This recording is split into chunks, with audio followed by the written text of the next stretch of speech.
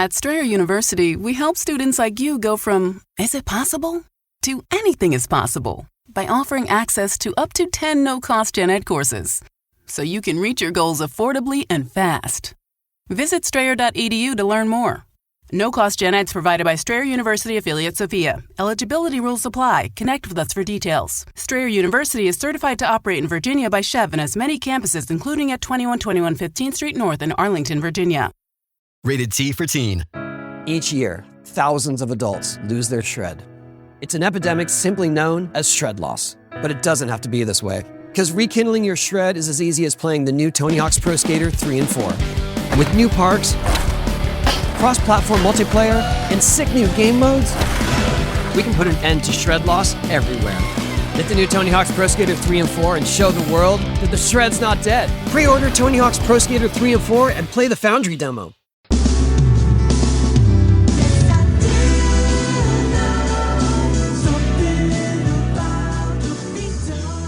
Hello and welcome to episode 237 of Something About the Beatles. A couple things I want to get out of the way from the outset here before I set up the show. Actually, three things.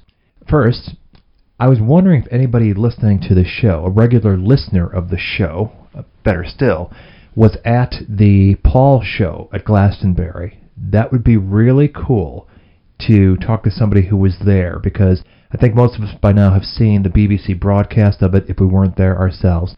But if you were there, that would be an amazing thing, because I think a video can only convey so much, but by every written account and review and just online buzz I've seen, it was something truly, truly amazing. And it'd be really cool to get a first-hand account from somebody who was there of what it was like. So, if anybody was there that's hearing this show, or knows somebody that was there, and they want to talk about it, just connect. That would be really great. Second thing, I'd mentioned before, anyone who had any personal direct encounters with any of the living or deceased Beatles, or even people in their circle, if you had a run-in with Mal Evans back in the day or something like that, any personal direct stories of contact, interactions, stuff like that. I've already got one almost put together, but at least it's captured, so you'll be seeing that on the YouTube channel soon. But anybody else who's got any stories, it could be something that happened at a recent concert from Paul or Ringo, could be something that happened years ago, could be anything at all that was a direct interaction with a Beatle or someone in the inner circle. That'd be really cool if you want to share your story. Better still, if you've got any kind of visual accompaniment to it, that would be really cool as well. So another thing for anybody who's got that, just kind of reach out if you want to share it through the show. That would be great. And then last, the other thing I wanted to mention was I am planning an upcoming show, and I was wondering if there's anybody in the listening audience that deals with civil law professionally that may also, if you listen to the show, then clearly you're a big Beatle fan as well. Preferably a Brit, somebody who could speak to the workings of the British court system. But I'll take anybody at this point. If you are a Beatle fan in the realm of civil, not criminal law, it'd be great for you to get in touch, because there is a topic I want to explore, and I'd like to get somebody who actually has hands-on experience rather than somebody who's just read a lot of books. That'd be cool. So, if you're hearing this and you're interested in allowing me to pick your brain, that would be great. Get in touch. Thank you. So about this show, if anybody here is not up to speed on all the shows, there was a recent one done, I think, in the last month and a half or so, The Brits Get Back, where I had producer John Leckie back on the show, and then new to the show, a couple of musicians who started playing professionally in the late 70s and in the 80s had some chart successes. Derek Forbes, bassist with Simple Minds, and Ian McNabb, frontman with the Icicle Works. It was a lot of fun doing that show, and it kind of opened the door to some other things. There was an offhand remark made by Ian during the taping of that conversation where he was referring to a book written by Dan Richter. Now, if anybody listening knows who Dan Richter is, I don't need to explain, but for everybody else, he's a guy that was described by Arthur C. Clarke as the world's most famous unknown actor, or something to that effect. His big claim to fame on the big screen comes in 2001, A Space Odyssey, where in the Dawn of Man sequence, he plays the lead ape. I think that might have been how he was credited, or at least that's how people come to know him. But Dan was, by that time, an experienced, trained mime who'd gotten around quite a bit in the world. And at the time of the filming of 2001, which was 1967, he also was, by that time, well acquainted with Yoko Ono, before John Lennon even was. He knew her going back to 1964 in Japan. And they stayed friends. And Dan, by the time John and Yoko connected on a romantic level, he was around. He was still in Yoko's circle. They were basically living together. They were in adjoining flats in London. And he got to see it all, then got drawn into the Beatles' inner circle, and for a time, through 1973, worked with John and Yoko as just one of their personal assistants and helped manage and run things, whether they're working on recording projects, film projects, or just running Tittenhurst Park. Dan was there. Now, I'm sure a lot of you listening to this have seen the 1988 Imagine documentary done by friend of the show, Andrew Salt. And there's that sequence with Kurt Claudio, the guy who showed up at the Tittenhurst Garden. He was described as a homeless veteran, although that's not wholly accurate as we now know. Nonetheless, he was the one that had the encounter with John that you see. It's a pretty moving sequence that you see. And anyway, Dan is standing there in the shot, as it were. So he was around. He photographed John and Yoko a lot, including both covers for the Plastic Ono Band albums in 1970, as well as John's portrait for the label of the Imagine album. I believe he took himself too. I think you see the footage of that, in fact. But he was around. He was around for a lot of the sessions, and certainly living there at Tittenhurst, doing a lot with them in New York. In any event, Ian had mentioned in passing a book that Dan had written called The Dream is Over, London in the 1960s, Heroin, and John and Yoko. And I hadn't read it to this point. I was aware of it, and I'd read things about it and reviews and stuff back when it came out, which was about 10 years ago.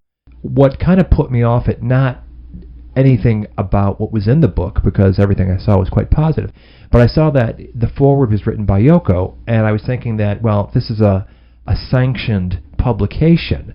It's going to be like a bunch of other ones we've read where you've got people that are sort of professional Lennonistas, and we know who they are, that basically toe the party line and show up for the sanctioned documentaries and things. So we know exactly what to expect, and therefore I was thinking, well, there's probably just one more of those, and so it's not something I need to prioritize at this point. And it was through Ian mentioning it and talking about it that I got curious to revisit it. And I couldn't get my hands on a hard copy quickly, but I did find it's readily available as an ebook. So I got that, read it, and it's like, geez, this was really a fascinating account of everything as described. London in the 60s, his own background, which is interesting as hell. Dan is way more than just a lead ape and a personal assistant. He was a poet and a dancer, came from a family of artists. His story itself is fascinating. And then you bring London in 1960s, heroin addiction, and the Beatles and John and Yoko into the mix, and it's a very compelling read.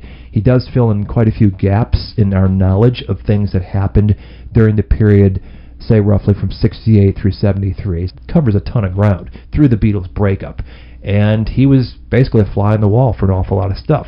And he's a super smart guy. I cannot recommend it highly enough, actually.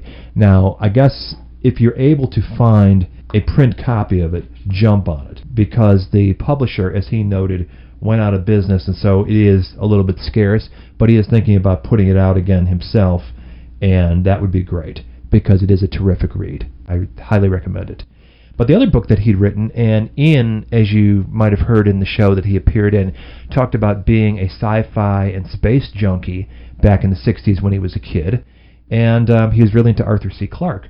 And so Dan, in this prominent role in the film 2001, working with Stanley Kubrick, wrote a memoir of that as well, called Moonwatcher's Memoir, A Diary of 2001, A Space Odyssey, and the foreword is written by Arthur C. Clarke. So anybody out there that's really into 2001, you can't go wrong there. I've not read it, Ian has, and it's just like, two of his worlds colliding between that and the Lennon book. But anyway, he mentions that on the show as an aside. It got me curious enough to revisit it, and I thought, God, this is a really good book. I should have Dan on the show. And it didn't take much persuading to get Ian to act as guest co-host for the show. You'll hear his enthusiasm from start to finish with the conversation. And as it happened, something else came up that Ian will be back on the show in the same role coming up, and something we'll be taping sooner rather than later. Another thing that was of great personal interest to him, and you'll hear why. It happens to be a guest that I've already had on the show before, but this was a topic we hadn't talked about before, so you have that to look forward to. Anyway, Dan Richter, super fascinating guy. I could have spent hours and hours talking to him, but as it happened, the day that we chose, quite randomly, to do the taping was his 83rd birthday. And so I thank him for availing himself on what ended up being quite a busy day for him, for making Ian's, one of his great bucket list things, and just for the great conversation. So we had a lot of fun with it, and like I said, check out the book if you have the opportunity.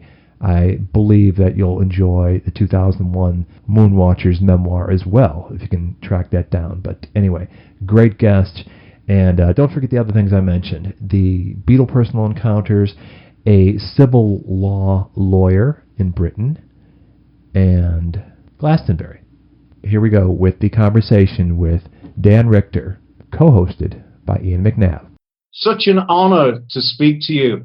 I have so many questions to ask you, and I'm sure you've been asked them all before. I'm always hoping that somebody will ask me a new question. Okay. And that might happen today. That might be a new experience for me. Yes. Is it okay to call you Dan, Mr. Richter? I would prefer it. Okay. I have many questions, won't keep you too long, but some of the things that I'd like to ask you, what was it like growing up in 1940s Connecticut? Well, first of all, there was a war going on. How did this relate? You didn't feel it that much. I sensed the war through my parents listening to the radio. Does that make sense? 1 a.m. Eastern War Time this morning, BBC broadcast Allied High Command urgent instructions to people in Holland, advising them that if they are living within 35 kilometers, about 18 miles of the coast, to leave their homes immediately, and also to keep off roads, railroads, and bridges. These instructions from BBC followed in less than an hour after a German broadcast announcing that Allied parachute troops had landed in France. That report is not yet confirmed by any Allied sources. These bulletins came to you from the NBC newsroom in New York. We return you now to our regularly scheduled program.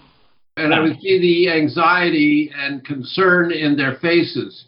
So I knew something was going on that wasn't very good, but it was hard to place it. We would read comic books with pictures of Japanese with glasses and buck teeth and, killing people and, that kind of stuff. And, pictures of Germans, like haughty, Monocles. That was it. But otherwise, it was delightful. It was like at one of the comfortable bedrooms of New York, we're right side of town, and it was all nice people, nice white people. Your mum was a cartoonist, is that correct, Dan? Yes, my father was a cartoonist with the New Yorker magazine. So, you must have had a pretty nice house and lived in a pretty nice place. Yeah, he also had a panel with King Feature Syndicate that was a cartoon panel, the daily panel that was syndicated all around the world. So we had money.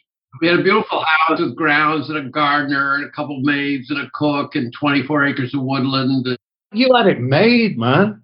Yeah, I went to a private school and all my friends were named like Muffy and Coco, Trip, Okay. Just as a way of easing into the conversation and what brought us here, Dan, do you remember John Leckie?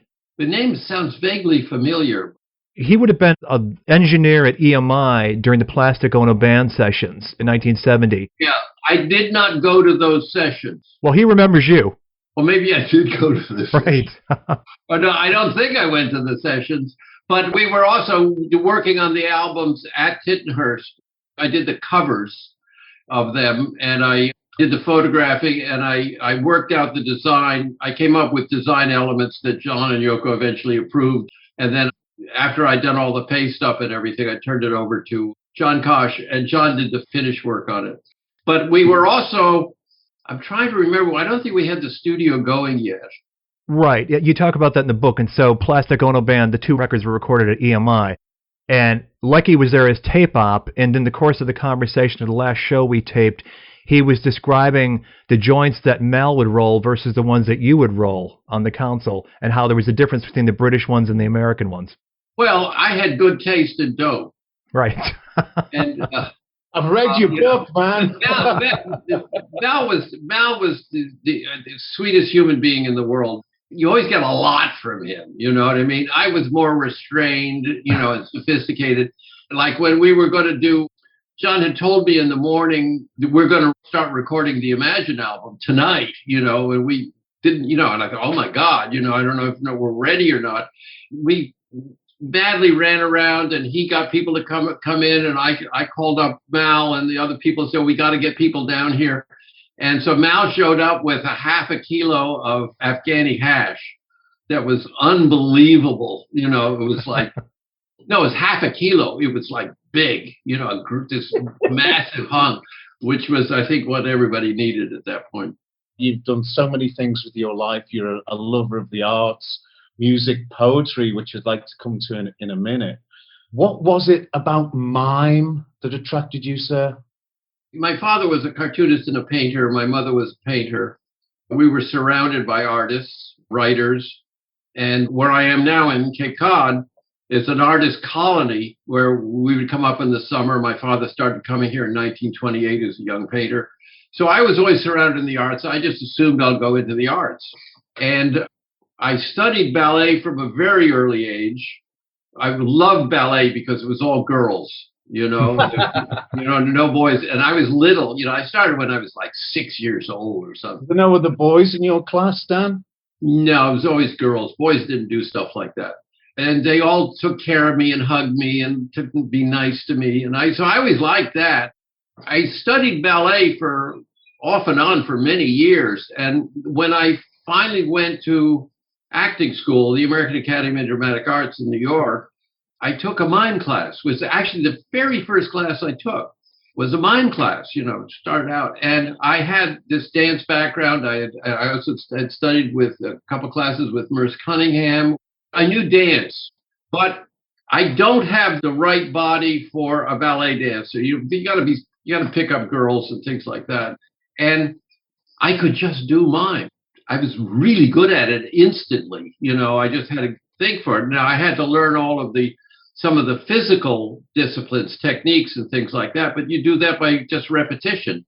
But I could do it, you see, and I could play characters and I could just make it happen. It's like your natural thing. It's a natural thing. And I remember my teacher was Paul Curtis, who taught the class, who was the founder and the director of the American Mime Theater. And I went up to him after. I said, I'm going to end up performing with you. I was cocky, 19-year-old or something. And he said, oh, and 6 months later, I joined the Mime Theater. And I couldn't take my second year at the academy because they asked me to teach mime there. So I couldn't be a teacher and a student. Which is in New York. In New York, yeah. And I stayed with the Mime Theater for about 3 or 4 years. I was the lead performer, and I was just good at it. That was my next question, Dan. It seemed like you were doing it all there in New York. So why did you decide to move to London? Because I was reading Aldous Huxley's Doors of Perception. Oh, man, yeah. And yeah. you know what I mean? And Alan Watts, the thing about Zen. And I spoke some marijuana, and it was like, wow, it's like new world, new life, everything's new. And I was reading Allen Ginsberg and people like that. So I thought to myself, there must be more than just kissing rich foundation people's ass so you can get enough money to, and spend 8 hours in the studio every day. And, even the most successful mimes like Marcel Marceau don't make that much money. Maybe Bill Irwin, people who did crossover who went into other things. So I had to explore and find out what this new thing that everybody was talking about doing was. So I took a year's leave of absence. And the American National Theater Academy gave me papers to introduce me to theater, because ostensibly I set out to study mimetic forms in different theaters around the world, which Berliner Ensemble, the Comédie Française, the École de Jacques Lecoq. And I just went, and I was going to go to Japan for the No and the Kabuki, and India for Saraswati and all of this stuff. So I set out, but the point was I started getting high and I started meeting all these people. London in the swinging 60s. Well, yeah. You see, what happened is that for some reason, when I was in Delhi, this Princess Zina Rashevsky had gotten a houseboat up in Kashmir. The Maharaja had got her for the winter. And she was going to give up the world, become a Tibetan nun, but she wanted to have one last year before she became the nun and just wanted to see holy people and things like that. So she had asked Alan if he knew any poets who were in India at the time. And somehow I got on a short list, and I met Zina and went up to her place with a couple other poets. And we spent the winter there, and I fell madly in love with her, but I was completely out of her league. She wanted racing car drivers. She dated Marlon Brando, things like, you know what I mean? Klutzy kid, She stole Marlene Dietrich's girlfriend from her in Paris, I mean, this woman was amazing. So anyway, after I'd finished my year traveling around, that's where, by the way, where I met Yoko, was in Tokyo at that time. So I came back to the States, and I was really, at that point, I was into doing dope and whatnot, and I was hip and hanging out with all these people and on the scene. And I thought, why am I in the States? I'm just going to get busted here, So I went back to Athens, because that's where Zina was for her last year before she gave up the world, and rented a big house. And then all these people started arriving from Morocco and things like all over. And Leonard Cohen was there and all these beat people. And I published a poetry review. I was painting and writing poets. I published a poetry review, and it was in English, so we took it up to England, up to London, because that's where things were happening. And Barry Miles was working at that point, Better Books, was doing poetry readings, and he was distributing the poetry stuff for us, and I got involved in the readings, and I got to know Alan and all these people, and I got swept away. And I stayed in England for 8 years. And what a time to be there, Dan. I mean, really, it was exploding, man, wasn't it? I mean, yeah. Well, I give an example is that Alan turned up from Czechoslovakia, where I know they had busted him because the students turned him into the king of the Bay and all like that. He was running around naked, and and the government people said, you can't do that kind of shit here. We're a Soviet socialist republic. So they kicked him out, and he came to London, and I was hanging out with a writer called Alexander Clarke and this fellow R.D. Lang, who was doing all this research. And Alan came and said, well, I'm going to be on television tomorrow. So we had the idea, we'll go find a venue, and Alan could say, everybody should come to this, you see. And our poetry readings were like 80 people at the back of bookshops and things. Well, you ended up doing that big one at the Royal Albert Hall, didn't you, Dan? Yeah. So Jill and I, my wife Jill and I, went around looking for a venue. And we were sitting across from the Albert Hall in Hyde Park there and smoking a joint, and looked across the hall, and I looked at it and I thought, whoa, that would be perfect, you see. So we went over, and Jill said, don't be daft. You can't rent the Albert Hall. You never know. Get over yourself. So we went over there. They said, well, we've just had a cancellation 5 days from now or whatever it was. And it'll be like £800, which is, or maybe with even more, maybe 1,200 or something like that. And Jill just happened to have this check her parents had given her. I don't know, because we were getting married, I think, something like that. Wow. So we took the check and signed it over to the Albert Hall, and we got the booking. You only had to pay that much to hire it. Well, it was probably more, but in other words, I think we had to put 500 down or something like that to come up with more money. So we went back and told Alan, and he went on the television and said, well, gathering of the tribes, like the Holy Communion. And so the next day I went back to the box office because I figured I wanted to work out payment. And they said, you don't need to give us any money. You're almost sold out, Wow. And that's when we realized something was going. It wasn't just this little group of beat and people. This thing had been spreading. There were thousands of people, and we didn't even know about it. So we turned away a couple thousand people. They were outside. They had piles of police there trying to control the crowds. So that's what happened. To backtrack a little bit, you talk about this in the book, and it sounds pretty amazing. And it seems like when you landed in London, you landed with exactly the right axis of counterculture. There you go. With Barry Miles, John Dunbar, the Indica, what became the Indica. It makes me wonder, was Paul McCartney present for this event? People say the Beatles were there. I don't think they were. I never saw them, and I probably would have known because I was sort of coordinating everything, and we would have known. So I don't remember it, but, my memory, I'm 83 years old. Well, if you remember the 60s, you weren't there. Yeah, exactly. And I had seen the Beatles at a couple parties and things like that, and I guess I met Paul a few months later at John Dunbar and Marianne Faithfull's house. Marianne had just had a baby, and she invited Jill and I over. She was going to cook, you see, and make a dinner. And so John and Marianne and I and Jill were there, and Marianne made a duck with little peas and things like that. And the nanny had put the baby to bed. We were all there. There was a knock on the door, and it was Paul, and he had just come back from the States, and he had said, "I got this grass from Bob Dylan and doesn't know how to roll a joint." And we said, "Don't worry, we know how to roll joints." And then this guy called Stanley Kubrick, he's having a little trouble. He wants to do this Dawn of Man scene, and he's trying all kinds of shit to try and make it look real, and it looks phony. And he doesn't want a monster movie. He doesn't want a guy in a gorilla suit. So how did he find out about you, Dan? Johnny Easom, who had helped with the producing of the Albert Hall reading, was a New Zealand poet and producer. And Johnny was hanging out with a fellow named Mike Wilson, who had gotten advance from Columbia Pictures to do a Satyajit Roy film. And Arthur Clarke was in love with Mike Wilson and had funded him doing some Sinhalese language films in Sri Lanka. Of course. Yeah. Okay. Yeah. And so Arthur and Stanley were talking, and they said, we have to talk to a mime. Where's a mime?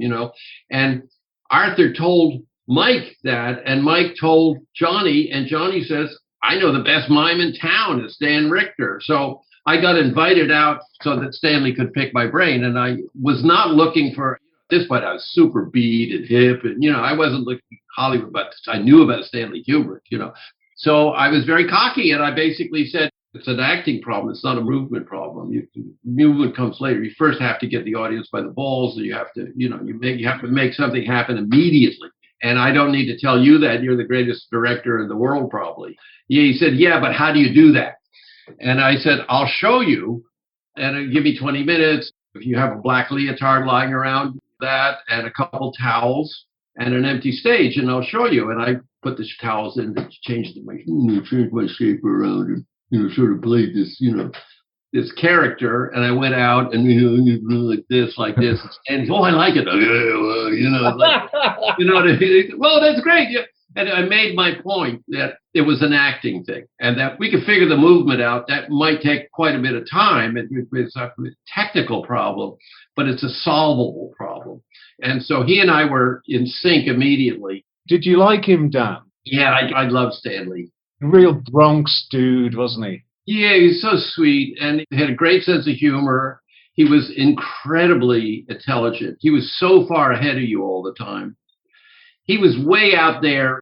Well, he was a chess player, too, He was way out here. He'd say something that seemed innocuous and sort of, why is he even saying that? And then you'd realize 2 hours later why he said it, because he set in motion some things that would result in this result. Oh, my word. Wow. And he didn't suffer fools easily, quite often people would just disappear. He would never fire anybody or raise his voice, but somebody ask somebody, "Get rid of that guy, will you?" He's wasting our time. In this wonderful book, ladies and gentlemen, which are actually quite difficult to find now. They went bankrupt, those people. Well, I'm sure it wasn't because of this.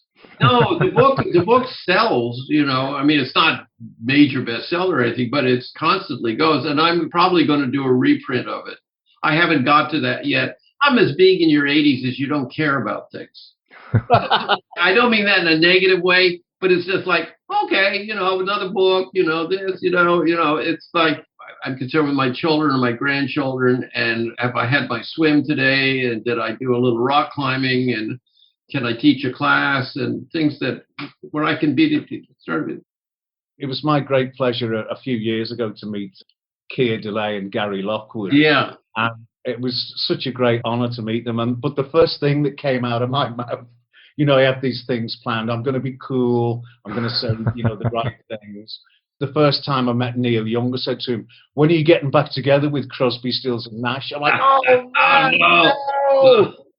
So anyway, when I went up to Keir and Gary, I went, "Listen, are you guys really fucking sick of talking about this movie?" And Gary goes, "Oh, man." Well, Keir goes, "Well, funnily enough, somebody asked me that question the other day." And he was absolutely so professional. And yeah, well, Keir's like that. Keir's great. And he was like a rock and roll star, isn't he? Yeah, and I get to see him because a couple times a year we do events together or something, where you sign autographs or talk before a film and things like that. And he has a house in Connecticut, so he's fairly nearby. Hello, Hal, do you read me? Hello, Hal, do you read me? Do you read me, Hal? Affirmative, Dave. I read you. Open the pod bay doors, Hal. I'm sorry, Dave. I'm afraid I can't do that. What's the problem? I think you know what the problem is just as well as I do. What are you talking about, Hal? This mission is too important for me to allow you to jeopardize it. You had met, as you started to say before, Yoko in Japan. And so you guys stayed in touch and were pals, and suddenly she's in London the same time you're in London, and then you're more or less sharing a residence at Hanover Gate. You want to talk about that a bit? When I left India on my way to Japan in the spring of '64, I didn't have any money. And so I had taken a tramp steamer, a French tramp steamer that stopped in every port between Bombay and basically had bunks down, dormitories under thing for Chinese workers.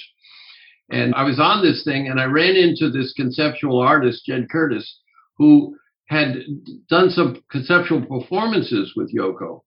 And he said, "Well, you and Yoko are going to hit it off. You've got to meet her. I'll introduce you when we get to Tokyo." And Jed was going to spend a year there. I guess he had a job teaching English, and that gave him a chance to be in Japan for a while. And so when we got there, he introduced Yoko and I, and we used to see each other almost every day for the month or 6 weeks I was there. And he helped me. I was doing some street performances to raise money so I could eat. And I was studying the No Theater. I would go there to watch rehearsals during the day and then the performances at night. And I would talk to the performers and, why do you do this? And how do you do this? And I was very serious about that. Was what I was really into. And we became good friends. And then when we ran into each other in London, we ended up getting an apartment together. So we lived there until John, she and John fell in love, and then her marriage broke up and whatnot, and she and John moved out. And then what had happened was, as a result of all my experimenting with drugs, I had become addicted to heroin. So what I thought was just an exercise in understanding why these black saxophone musicians can play such brilliant things. They played brilliant things because they were brilliant, I wasn't the dope, but I found out, and I was registered with the Home Office, so I was legal. I was getting it on the National Health and everything. But I was a sick puppy. I mean, it was terrible, and I just couldn't get off it. And the point was, when John and Yoko first bought Tittenhurst, we had just come back from the States and gone over trying to do a sort of geographical cure, and it didn't work. So I came back to London so I wouldn't get arrested. And Yoko was really being treated very poorly by everybody at the Beatles office for whatever reasons. It was like she was seen as the invader. She really was. And you see, what I don't think any of them realized, she had a big career as a conceptual artist in the avant-garde art world. She had status and was a leader. She had patrons like Peggy Guggenheim and whatnot. And Marcel Duchamp came to her performances. And she was a serious artist.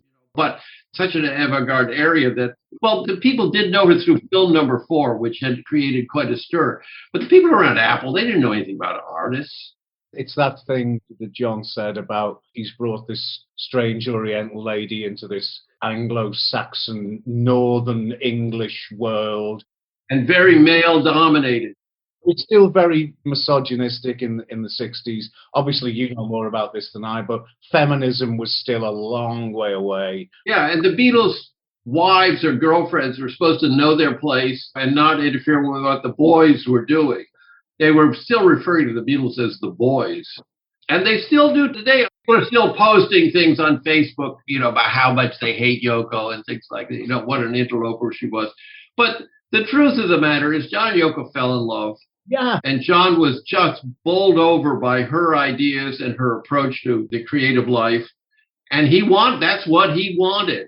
And Yoko is a very strong person, and he wanted that.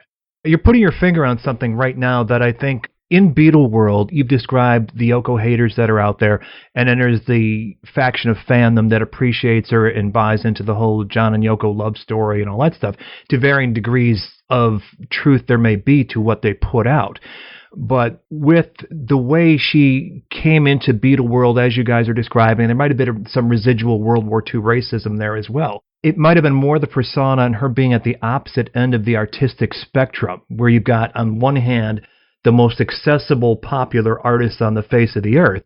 And as big a rock star as she is in her world, it's a niche. Yeah. And when you have this persona that doesn't sort of meet halfway, if he'd fallen in love with Petula Clarke, I don't think anybody would have had a problem. Nobody would have cared. Right. But they also, there was financial reasons too, because they thought because of their relationship, they were ruining the Beatles. And the Beatles was this machine that produces a waterfall of endless money. And just on very basic levels, this is a financial thing that was going on from their perspective. I would get phone calls from the office. Can you tell John that if he and Yoko keep talking about this, can you get them to stop? Can you do that? It's like they never got it. And Yoko, I mean, when you talk about money, she ended up managing all the money for him because she comes from, her father was a banker, her mother was an aristocrat, they lived on Park Avenue. She understood money. She also understood power, and she knows how the world works. And she took John that next level up. I don't think he ever would have gone to that next level without her. Yeah. So when I saw your book, when it first was published, I think 10 years ago, and I saw that Yoko had done the foreword, I'm thinking it's going to be another in a line of books that keeps the myth going that other people in their world, whether we're certain photographers or their PR flack, other people like that, put this narrative out there. And they're trying to keep him on his pedestal and sort of pave the way for when Yoko does pass on, that she's still cemented into that aspect of the Beatles' legacy. Then I read your book, and it's like, wow, there's some really unflattering stuff in here. So I was sort of surprised that what you wrote was still okay with Yoko to go ahead and write the foreword for you, assuming she read it. But Yoko believes in the truth. Yeah, well, she definitely believes in her version of the truth. But what you put in there, you're speaking to it right now about John's psychological need, apparently, to have somebody kind of dominate him and lead him. Well, he had Mimi when he was young. Bingo. He was very strong. He was very strong. Like Mrs. Smith, she was a wonderful person and loved him very much. And she provided, because he you don't need, everybody knows about his thing, but he felt like those parents are lost. They're gone. You can't, it's like he's a little child who's floating around. And Mimi was an anchor and Yoko was an anchor. Yoko would say, we can't do that. That's not a good idea. We should do this. We should do that. And you can't criticize, they had a relationship, a real relationship. And she was very dominant and remains dominant, even after his death. And he wanted that, and he was okay with that. And in many ways, they would, on their own, plan, they're going to have a press conference or they're going to be interviewed by somebody. They would figure out what the pitch was. Basically, they knew what they were going to be asked. They saw every time they knew they were interviewed, they saw that as a window where they could talk to a couple million people. And so they knew what they wanted to say. And John really got a lot from Yoko, but they worked things out together, and he would push Yoko forward. Did it on purpose. It wasn't her invading. It was him bringing her up pushing her forward, He wanted to do that, and he was very comfortable with that, and I think he felt it was liberating for him in many ways. What did you and John talk about in the wardrobe? I don't remember. Well, we were probably...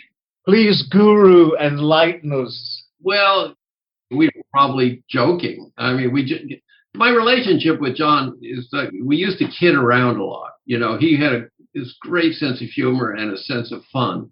And we would talk about everything under the sun, I mean, I don't remember specifically. And something, John and Stanley was very interesting for me because I've had a chance to be close to super geniuses, super creative geniuses. These are two, and they're very different. You look at them, they're very different, but they're very the same in certain ways. One, an intelligent sense of humor, being able to see all sides of things, and also an interest in everything. And that you can talk about, doesn't matter what you talk about, you can talk about anything. And it'll be a great conversation. And you might learn something, they may learn something. So I don't remember the specifics. I don't remember what happened this morning. I just thought that thing that you mentioned that in your book, because I remember reading that somebody asked John, what did he think of 2001: A Space Odyssey? And he went, oh man, I go and see it like every day, Yeah. And then for Yoko to introduce your good self into his life. It's funny. I'm pretty shy. I know famous people, the last thing they want to do is people meet them because the people always go, well, what happened? What this, like that. And so I wasn't trying to meet John. Sort of, we'll see what happens. Were you a Beatles fan? I appreciated their music. Oh, no. No, I appreciated their beautiful music, and I enjoyed it and dug it. But I was more into classical jazz and like Dylan. I like Dylan. I knew rock and roll. But you weren't a super fan of the genre. You kind of appreciate it and was aware of it. Yeah, and it was, how could you not be a fan? Yeah. In 60s London, where you turn the radio on and here's a new song by Cream, Sure. And, which blows your fucking mind away. But what you have to remember for us, when it was happening, each song, each thing was new. Right. It's not part of the background like it is now. Well, now it's all a fucking retread, isn't it? Oh, yeah. And it's like when the Sgt. Pepper album came out, you didn't have to be a fan of the Beatles. This was amazing what was going on. I mean, look, when John and Paul knew they had to write 3-minute long songs with a hook, and that was their job, and that's what they had been doing for years, and they were the best at it. And then they started making longer, like, Hey Jude is how long is that? It's like 7 minutes. Yeah. And the Sgt. Pepper band, running tapes backwards, and with George Martin bringing in classical musicians, let's put a string quartet behind Yesterday. I think, like, Dan, with you talking about your love of Dylan there, a love which I'm sure Robert and I share. It's like, for instance, when something like Blonde on Blonde came out, 66, double record, and, the last side was one track. Yeah. And like all of a sudden something's happening, and then that definitely influenced the Beatles. And like with Sgt. Pepper, it was the first time you got a gatefold sleeve with all the lyrics on and inserts, and the album ran to exactly the running time allowable on vinyl. They were pushing the envelope. Oh, absolutely. And for me, as Dylan, you have to remember, Dylan came from where I came from. Sort of the intellectual, folky, liberally East Coast, listening to folk music, and isn't this is so interesting? You know what I mean? We're putting a rock and roll beat to it. Yeah, that was okay. Well, Bob did. Well, that's okay. If Bob wants to do it, that's great. I told my children, I did a last wishes thing, and I created a folder in Dropbox and shared it with my children. So to what to do when I kick the bucket, And I told them I didn't want any tears, and if they did do a memorial, I wouldn't mind if they played Bob Dylan singing Mr. Tambourine Man. Oh, man. I wouldn't mind that at all. You'd take that over the Byrds version? The Byrds were a beautiful version, wasn't it? Yeah. Yeah. Yeah, all those high harmonies. Yeah. But anyway, no, I wasn't a Beatles fan, but I knew and was into their music. The longest answer to any question I've ever asked. But it was beautiful. Robert, you want to jump in? Yeah, I was going to ask, coming from your experiences to this point, now that you're living with Yoko, Hanover Gate, and then drifting toward Beatle World when John and her, he starts out as a patron, then they become a couple. Were you aware of when they first started using heroin? And what observations did you have to make about that, because you already had experienced that? Yoko had mentioned it. Actually, yeah, she had mentioned it, and I think she asked me once for so I gave her a little bit, because I knew how dangerous it was for them to try to get it. And I was very concerned because I had been struggling with heroin addiction, and the last thing I wanted was any friend to get involved in it. But I did know that probably around the time they started. The thing is that there was drugs everywhere in London in those days. And John used to go to clubs and parties and things like that. And there was all kinds of drugs around. So I'm sure he was exposed to it fairly early on. But I don't know exactly when they started or how they started. I know it wasn't through me. Right. There's different accounts. James Taylor has now just offered himself up as introducing it to the Beatles. He gets a bit of publicity out of that. Well, exactly. So I take that with a grain of salt. But the research we know, I think it came from Peter Brown, who was, of course, an insider, said that Yoko introduced it to John, that she had tried it while he was in Rishikesh when she was in Paris. And he didn't like the idea of her experiencing something that he didn't share. Then they started taking it together to celebrate themselves as artists, which is kind of a peculiar way to get into becoming a junkie, I guess. I'm trying to think. When she was in Paris, I guess she saw Ornette Coleman at that time. Is that the time she saw Ornette? Right. You speak of that in the book, the February 29th concert. Yeah, but I know that she had been in Paris, but she may have been in Paris another time. Peter's probably a pretty good source. He doesn't make things up, and he wouldn't say something he didn't think was well sourced. If he's available, we'll absolutely hook up. I think he's in New York. I think he's still alive. I haven't been in touch with him for years. Oh, okay. I have a question here, which I think is quite interesting. I hope you'd agree.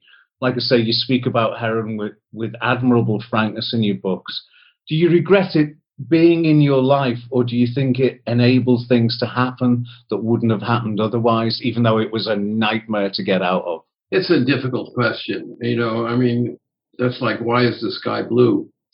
Heroin certainly truncated my career and really fucked me up. I think I could have been much more successful at so many things. I know that after 2001, it was very hard for me to get work because people knew I was an addict. But Mr. Kubrick certainly didn't badmouth you, did he? Oh, no. He knew you were using.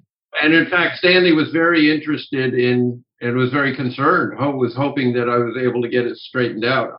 I was a functioning addict, which is the worst kind, because when you get stuff from the pharmacy and it's legal and you've got a doctor you're working with and things like that, once you become addicted, you're basically taking heroin to not get sick.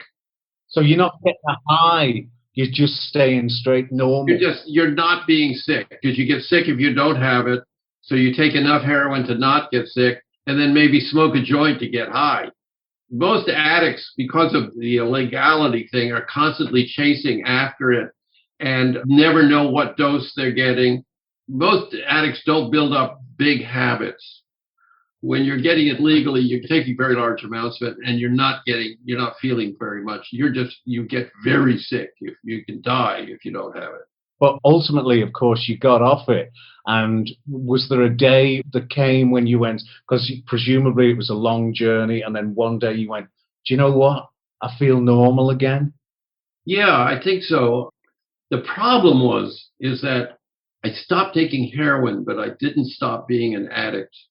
At that point, I just smoked more grass, and I started using more cocaine and, whatnot. And I still was in the process of escaping from reality pretty much. And I was just relieved to not be a junkie anymore. I mean, it was just, God, because the cost to me was terrible.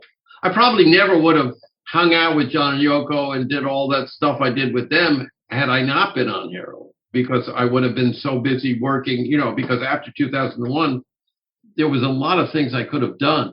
I would have probably had a pretty good film career. Can we talk a little bit about how the hell did you get into mountaineering? Obviously, your body is very supple and all this, but I've always been in mountaineering. To go from all of that to mountaineering is incredible. What happened is when I was about 8 or 9, I would go to camp in New Hampshire, which is up in the mountains here in the East Coast, and we would climb mountains in the camp. And I loved it. I was good at it. From an early age, my grandfather, and when I say early age, I'm talking 2 or 3, my grandfather would take me in the woods and taught me how to figure out where I am, stay found, never get lost, build a fire when it's raining. So I had all this lore. Okay. But that sort of went away once I started, acting and doing things, and I went off. But when I stopped, when I got sober 36 years ago, I owed a lot of money. I owed probably $500,000, or so. Most of it was a bad dope deal where a guy got murdered, and I had to get straight. My daughter was born, and I looked at her and I said, okay, I can't do it for myself, but I'm going to do it for this baby. Absolutely. And that's it. And I just stopped. That was it. It's just suddenly all the rehabs that had failed, everything that had failed, for that moment, it stopped. And I was sick for a bit. I felt lousy for a couple of years probably after that. And I started this business to pay off everything, and I designing systems and software for production companies and taking advantage of the new PC, which was just coming off. And then it just took out, and I got bought out by entertainment partners in Hollywood, and they bought me out and made me a Hollywood executive, which I did for 20 years. So here I am now in Hollywood, and I bought a house right by the mountains in Sierra Madre above Pasadena, and I looked up at the mountains and I said, that's a mountain. And I grabbed one of my sons and we went and climbed the mountain. And from that day forward, I was hooked again. And now I still teach rock climbing, and I just taught a navigation class. And I just love it. I was out this morning we did a couple miles in the dunes here along the seashore with my oldest son, Sasha. And then I went swimming, went out, did a quick quarter mile before talking to you guys. And I like being active, using my body. I always have. And mountaineering there was this plainclothes nun who I ran into about 25 years ago. And she said, you should stop mountaineering. Because at that point, I was doing very dangerous stuff, ice climbing and all this rope stuff, full on, And I said, what are you talking about? She said, you've substituted this danger of mountaineering for heroin. You should stop it. I said, I'm not going to stop it. You should wear a habit on and things like stop walking around masquerading in a suit. I didn't do it. What is the question that you wish somebody had asked you that nobody's asked you yet? Well, there's a question nobody's ever asked me. If your book publisher decided they were going to print an expanded version of The Dream Is Over, were there more stories that didn't make it into the book that you would be happy to include? That's an interesting question, because usually my writing, I always cut about 30% out. So there's a flow. Usually a book should be interesting. And Yoko also at the point is people that have consciousness spans are so short these days, you should never make anything too long. That's for the general readership, but I can assure you, Beatle people into this history, you can't get enough. I'll tell you what I left out. I left out all the things that I don't want to tell about my friends. And that's fine. We can respect that. That's really what it comes down to. I tried to be as honest as possible, and because I'm very aware of the future, and people looking back, and I want to make sure that I tell the truth, because when we're all dead, I think John and Yoko are pretty important people. Will turn out historically, I think they would be pretty important, and I want to make sure that at least anything that I write about is accurate and truthful. And that's what I want the listeners to know, is that despite what you might be inclined to think, like I was when I saw Yoko's name on the front cover, there is a resonating honesty to this book, and not everything you have to say is very flattering. And you do fill in a lot of gaps, especially the section about the concert for Bangladesh and what led up to that and how it all kind of fell apart as far as the Lennons involvement goes. Yeah, that was an interesting point in John and Yoko's relationship, because it reached a point, and it turned at that point. They had to decide. There's a couple times in their, it's interesting how strong their relationship is. There's a couple times in their relationship where they had to decide whether they wanted to be together or not anymore. I couldn't believe that Yoko was considering doing the show without John. And I wonder how George would have felt about that. He made it clear what he felt. Well, that's what Alan and I were trying to get through to her, is that you don't understand, Yoko. They don't want you on that stage. And it's that simple. You made her understand that eventually, obviously. Oh, yeah. Alan and I sat with her in his office for 2 or 3 hours that afternoon, basically saying, what we have to do now is you and I get on a plane and go back to England. That's what we have to do now. There's nothing else to be done at this point. Right now, the world doesn't know you and John had a fight and he left for France. And in a couple hours, they will. Dan, you deserve a lot of credit for that. That you and Alan kept that together, because that would have been disastrous. Yeah. Well, John had a terrible temper, and Yoko had it's like a bullheaded single-mindedness sometimes, which are strengths. Oh, well, temper, I don't think temperance is strength, but his passion was a strength. And he almost killed somebody at Paul's 21st birthday. He'd get drunk and, he didn't want to, he tried to avoid drinking because when he got drunk, he was a bad drunk and he could be a nasty drunk. This is so strange. He was the sweetest guy and so thoughtful and caring about people. Like when Claudio, the kid who was standing outside the gate, and we decided to bring him in so he could look at John's eyes. What does John do? He says, when was the last time you ate? Don't confuse the songs with your own life. I mean, they might have relevance to your own life, but a lot of things do. So we met, I'm just a guy, man, who writes songs. We can only say hello, and what else is there? Yeah, I figured that if we met, I'd know, just by reading. But know what? If what I was thinking was true. Well, is it true? Well, I guess not. Right, I'm just a guy, man. But it all fits. Anything fits. If you're tripping off on some trip, anything fits, Remember that one, you can radiate everything you are, you can penetrate anywhere you go? Yeah. Syndicated. Yeah. I was just having fun with words. It was literally a nonsense song, They just take words and you stick them together, and it's like throwing the I Ching or something. You just see what happens. You take a bunch of words, you throw them out, and see if they have any meaning. Some of them do, some of them don't. You weren't thinking of anyone in particular when you were singing all that. How could I be? How could I be thinking of you, man? Well, I don't know. Maybe I don't care me, but it's all somebody. I'm thinking about me, or at best Yoko, if it's a love song. And I think about an audience in general. If I'm singing Old Hare Krishna, Got Nothing on You, I'm sort of talking to any old friends who've been listening to what we were saying and saying, look, well, I think it's a lot of bullshit now. Let's forget it. That was so beautiful. Yeah, let's come in. He saw it wasn't dangerous and came in and fed him, and had breakfast with us all at the big table.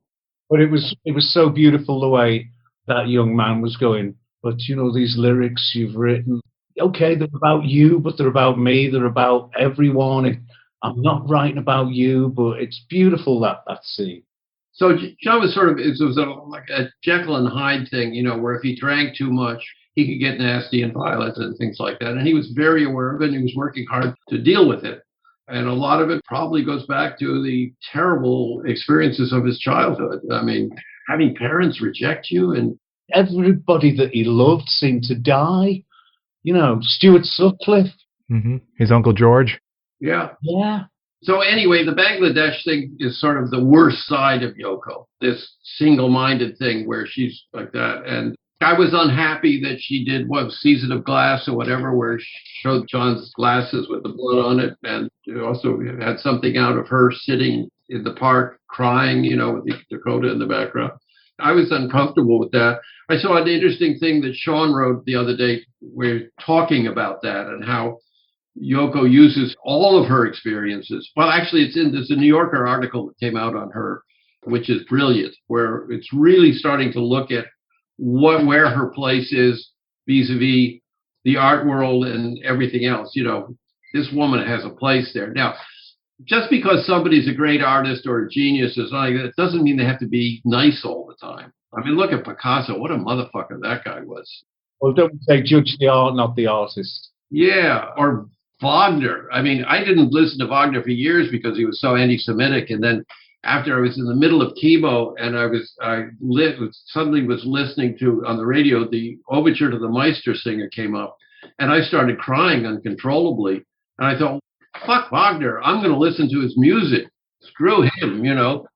That's always a problem with artists. You know, we judge them by their politics, their bad politics, or the fact that they beat their wife, or Lucian Freud, who had 40 children by every woman in London, you know. Phil Spector. Or Phil. Well, Phil was nutty as a fruitcake, man. He was just, I'm amazed he stayed out of jail as long as he did. He had this guy, George, who was a retired cop or agent or something like that, black suit, you know, like that. It just followed him around, just tried to keep him out of trouble. Waving guns around in the studio. Yeah. But when he was okay, he was great. Certainly a genius when it came to producing. I mean, just boom, just saw it, you know, let's double up the drums, you know, let's do this, you know, like, you know. And some people have the gifts, you know. That doesn't mean they're a particularly nice person or not nutty as fruitcakes. Right. He's another one that had a crazy background. I don't know if you guys knew that. His parents were first cousins who married, and his father committed suicide when he was quite young, and that's where To Know Him Is to Love Him came from. To know him is to love him, yeah. Yeah, uh-huh. Yeah, you know, the damage that's done in childhood sometimes completely determines how the adult will be. Because I can remember, I do have memories when I was very little of what it is to be afraid of something.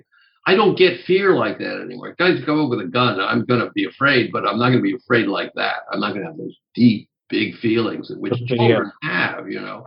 I'll lose my parents, you know. What happens if Daddy never came home, you know?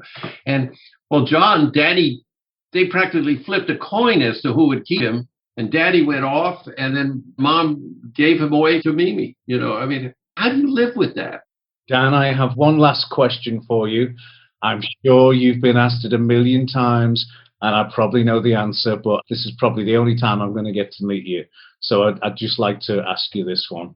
Moonwatcher's enlightenment scene where he throws the bone skyward is one of the most significant moments in cinematic history. Whenever I watch it, it never fails to give me goosebumps and move me in so many ways. When was the last time you saw it, and does it have the same effect on you? Well, I couldn't watch it for about 20 years because I kept seeing all the things I did wrong and how I could have made it better. You know, why the seam on the costume, nobody ever noticed. I know.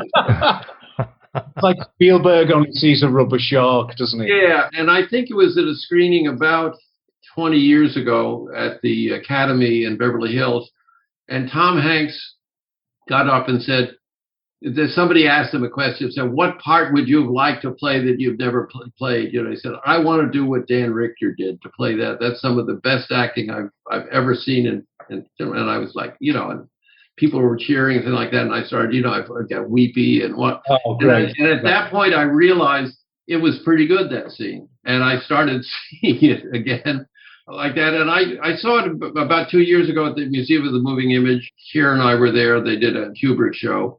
And there was a new print that I didn't like very much that some director had done. Can't remember anybody anymore. But I watch it now, and I think it's really great. And I know why it's great. I know what Stanley did, and I know what I did. And I feel very privileged to be able to know why something works. Just that scene, that the whole Dawn of Man scene.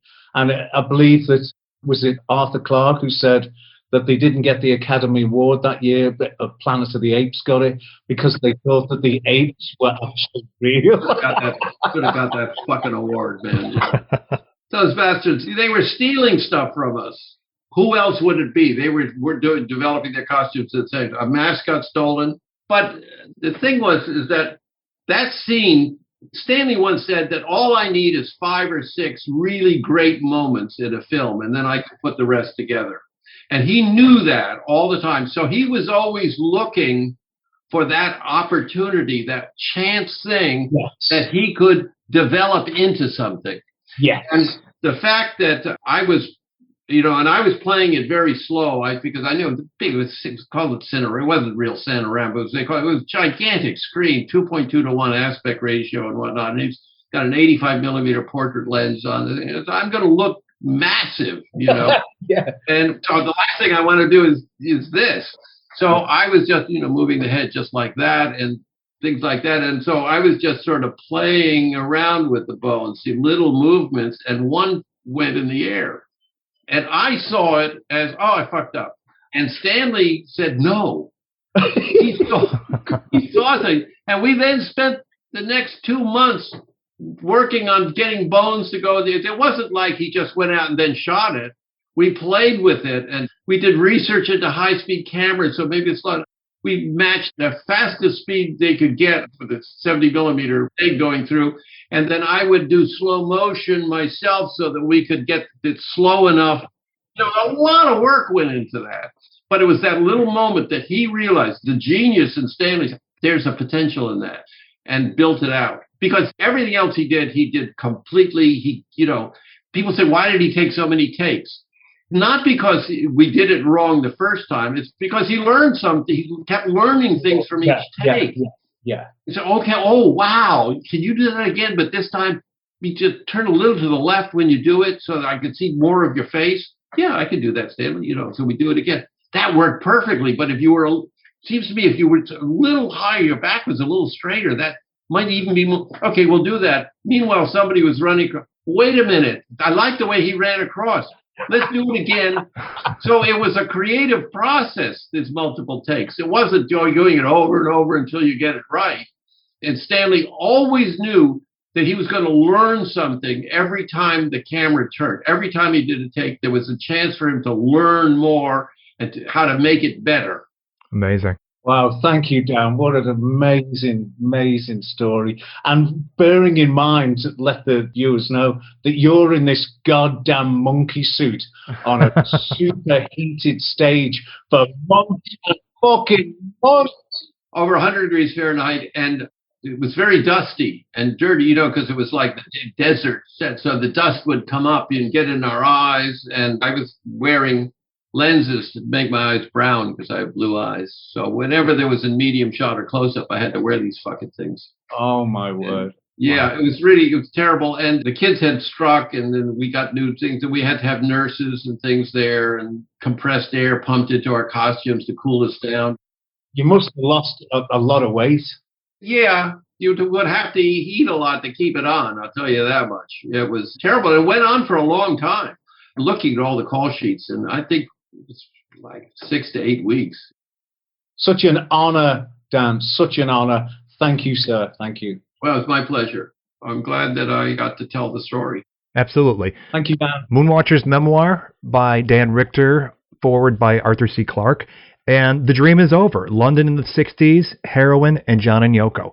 Fantastic book. Check them out, readers. Hopefully the hard copies will be back in print, but at least there's the ebook you can get right now. Dan, I am honored, as Ian said, to have you on the show. Great listening to you, and what a fantastic book. Thank you very much. One of the pleasures of my life to talk to you online, sir. Thank you. Thank you. Something About the Beatles. Created and hosted by Robert Rodriguez. Executive producer Rick Way. Title song by The Corgis.